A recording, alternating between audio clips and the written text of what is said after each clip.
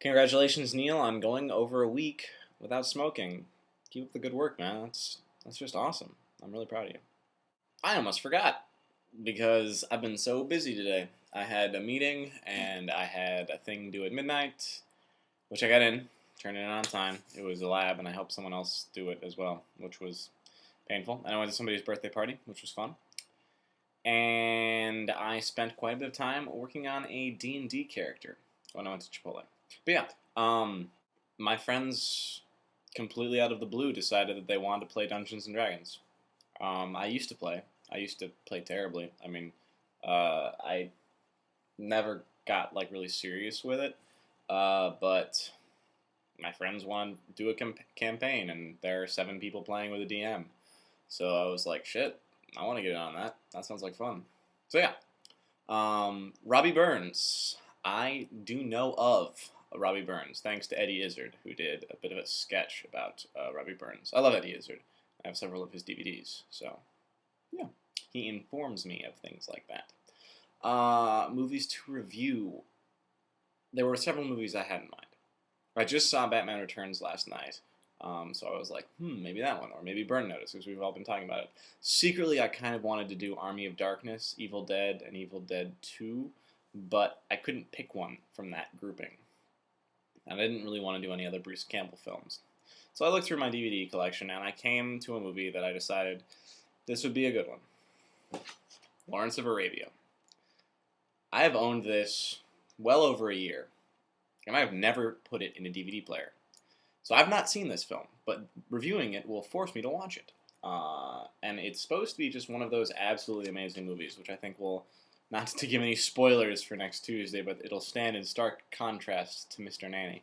I didn't really want to review a movie that you can't just sit down and enjoy. I don't know if you can sit down and enjoy this movie, but this seems to be one of those movies that's just like so like amazing that you have to almost want to watch it. I don't know. The other movie that I really need to see is Persepolis, and so if I ever get another chance to suggest the movie to review, that will probably be it. Transformers, Jake, I totally get you on it, and yet I thought that movie was highly entertaining. Shiny explosions. I mean, come on. It was loud, it was big, it was a summer movie, and it fucking worked. I mean, like, compared to Transformers compared to Spider-Man 3, I take Transformers every time. And they came out, I think, the same summer. I don't really remember. That doesn't make it good cinema, which I know is what like you were talking about in terms of character design and writing. But that doesn't mean I couldn't switch my brain off and enjoy it. I don't know. I don't disagree with anything that you said, but I was able to enjoy that movie, and I hated Spider-Man 3. So there's that for you. Comics. The reason that comics are not more well-read, and I know this is going to sound weird, but I think it's piracy. I think that is actually the reason for it, and I think it's because comics are not as easy to pirate. I mean, they are, and I mean, Japanese comics are very widely pirated, but it's not in terms of the getting always. It's sometimes in terms of the actual reading, because I own the entire collection of Sandman, personally own, but I would have never bought that if I had not pirated the entire collection of Sandman and then read all of it on my computer. Like comic books are sort of daunting and expensive, and it doesn't always feel like you're getting your money's worth, I think, is my at least opinion with it. And so if I'm going to buy a comic book, I want to know that it's good. Like, I had no problem buying Watchmen because I knew that it was good, through actually your guys' suggestions. Whereas, like, I'm not as likely to just kind of go out and start reading various comic books simply for the sake of reading them. So that's my deal with that. And Batman Returns, that was kind of an interesting movie. Of the Batmans, I'm kind of curious, which is your favorite? Adam West, who is quite the guy. Michael Keaton, Val Kilmer, that guy from ER, whose name I should really be able to remember, or Christian Bale. He plays Daniel Ocean. What is his name? He wasn't the pick you're going to make, but I feel like I should know his name. He is an actor. He is a famous one. Ocean's 11. God damn it, I'm gonna have to look this up.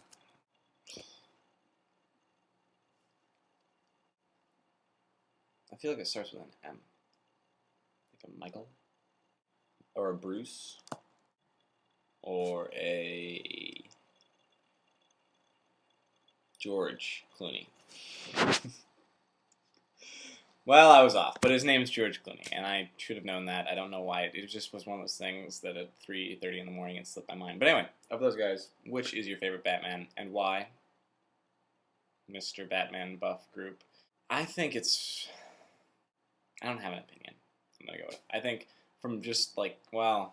No, I should have an opinion. Christian Bale. Fuck it, Christian Bale. Because those movies kick ass. And George Clooney was a dick and a tool. Val Kilmer... It just wasn't a very good movie. I mean, in terms of him as a Batman,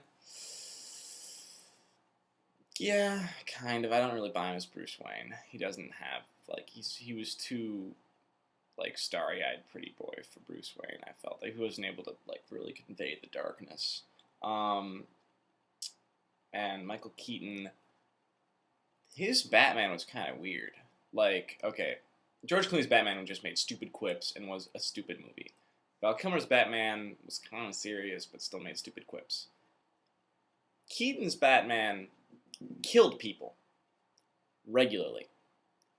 That's what weirded me out about watching Batman Returns, is he would just light people on fire and throw TNT down people's pants, and then he would grin. It was like he was sadistically enjoying killing villains.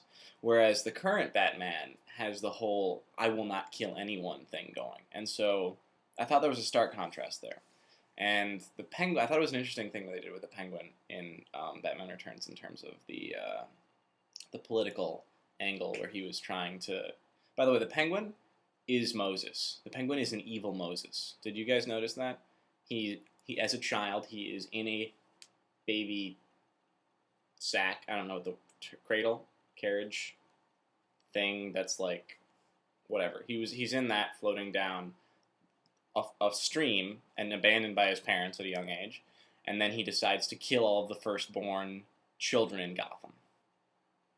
Like, he is Moses, but evil, but Moses. So I don't know if the clowns are supposed to be the Jews. I didn't really delve into the meanings of that further, but I'm kind of curious. And I don't know who Batman is. I don't think Batman is the Pharaoh. Anyway, maybe that was the mayor? Whatever. I don't remember if I had anything else. Don't think so. So yeah, favorite Batman. That was also interesting, the Penguin. The difference between the Penguin from the Adam West films versus the Adam West show versus the Penguin from Batman Returns. Because it sort of seemed like they were specifically trying to move in a different direction with the Penguin in terms of being way darker. At least from the silly cartoon or television show, because, and I thought that there was one particular instance where the director, the same guy who directed that, Tim Burton, the Penguin, they're like, we want you to reclaim your heritage, and they stick the cigar in his mouth, and he spits it out in a much more volatile way than I just spat that lockpick out of my mouth. But anyway, he spits it out, and it's sort of like, I thought that was like a rejection of the old Penguin, is what I thought that like kind of thing was. So let me know what you think. You guys are far more versed in this than I. Wow, this has gone too long, and I made a lot of pauses. Bye.